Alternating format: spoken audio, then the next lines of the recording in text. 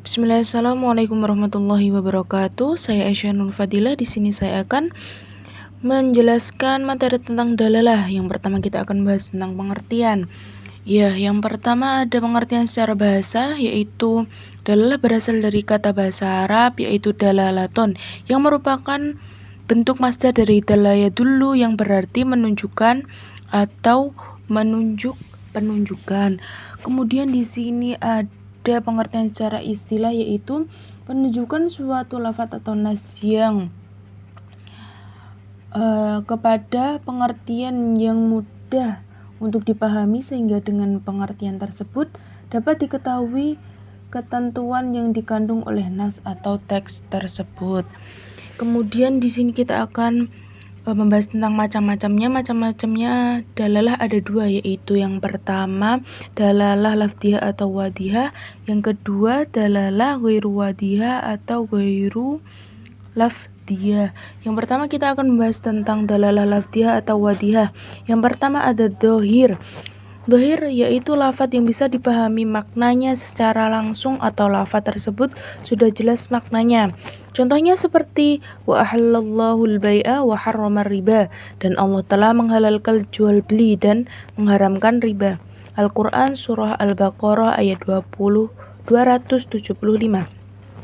Ayat ini secara zahir menunjukkan pada halalnya jual beli dan haramnya riba, walaupun pada asalnya tujuan utama dalam haram ayat ini sebenarnya adalah tentang tidak samanya jual beli dengan riba, yang merupakan bantahan pada kaum Yahudi yang menyamakan jual beli dan riba. Kemudian yang kedua ada nas. Nas yaitu suatu lafaz yang menunjukkan hukum dengan jelas dan merupakan makna asal dari teks. Dalalah nas mempunyai kemungkinan untuk ditaksis atau dikhususkan, ditakwil dan dinas atau dihapus atau dibatalkan. Contohnya yaitu wa ahallallahu al-bai'a wa harrama riba, dan Allah telah menghalalkan jual beli dan mengharamkan riba. Al-Quran surah Al-Baqarah ayat 275. Secara zahir ayat ini menunjukkan pada halalnya jual beli dan haramnya riba, walaupun pada asalnya tujuan utama dalam ayat ini sebenarnya adalah tentang tidak samanya jual beli dengan riba. Hal ini karena ayat itu bantahan terhadap ucapan orang Yahudi yang disebut dalam ayat dzalika bi'annahum qalu innamal bai'u mithlur riba. Mereka berkata sesungguhnya jual beli itu sama dengan riba. Surah Al-Baqarah ayat 273. Dalalah nas dari ayat ini adalah jual beli tidak sama dengan riba. Kemudian yang ketiga ada mufassar, yaitu lafaz yang menunjukkan suatu hukum dengan dalalah atau penunjukan yang tegas dan jelas, sehingga penunjukan itu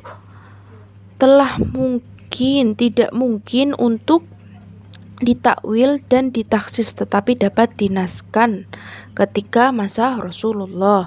Contohnya yaitu az-zaniyatu waz-zani fajlidu kulla wahidin minhuma mi'ata jaldah. Perempuan yang berzina dan laki yang berzina, maka deralah tiap-tiap seseorang dari keduanya 100 kali dera. Al-Quran surah An-Nur ayat 21. Kata mi'ah di dalam ayat tersebut tidak bisa diartikan jumlah lain, berarti bermakna 100, tidak bisa diartikan lain. Kemudian yang keempat ada muhkam. Muhkam yaitu suatu lafaz yang menunjukkan suatu hukum dengan dalalah yang tegas dan jelas serta qat'i dan tidak mempunyai kemungkinan ditakwil, ditaksis atau dinasuh. Kemudian muhkam menduduki posisi tertinggi dalam kejelasan di antara derajat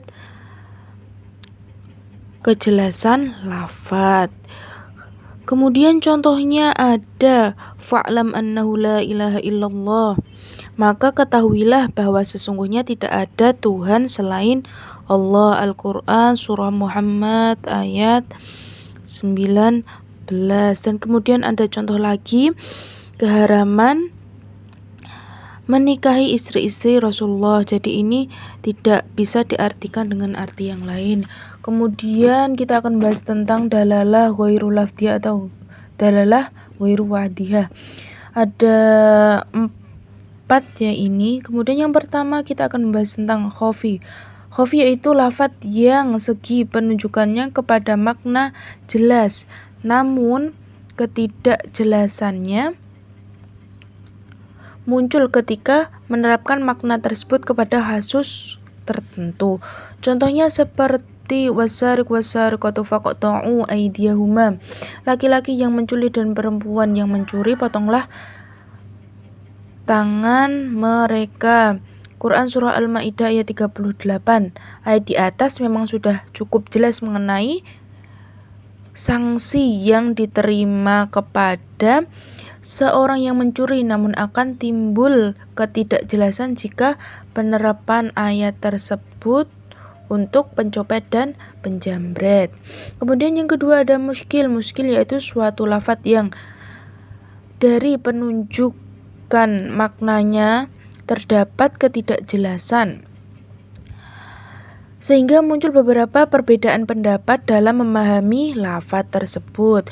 Contohnya yaitu di sini ada wal mutallaqatu yatarabbasna bi anfusihinna thalathata quru.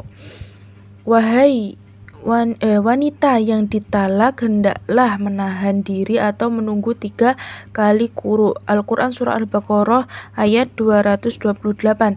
Di sini menurut ulama Hanafiyah, quru diartikan dengan masa haid. Kemudian menurut ulama Syafi'i, quru diartikan dengan masa suci. Di sini ada beberapa perbedaan pendapat tentang makna quru. Kemudian yang ketiga ada mujmal, suatu lafadz yang mengandung makna secara global di mana kejelasan maksud dan rinciannya tidak dapat diketahui hingga hanya dengan lafadz sendiri. Kejelasan tersebut hanya dapat dijelaskan dari sunnah yang diajarkan oleh Nabi Muhammad SAW. Contohnya di sini ada wa aqimus sholata wa atuz zakah, dan dirikanlah sholat dan tunaikanlah zakat. Al-Quran Surah Al-Baqarah ayat 43. Jadi di sini untuk perincian sholat dan zakat, bagaimana cara melaksanakan sholat ini, pengertiannya, penjelasan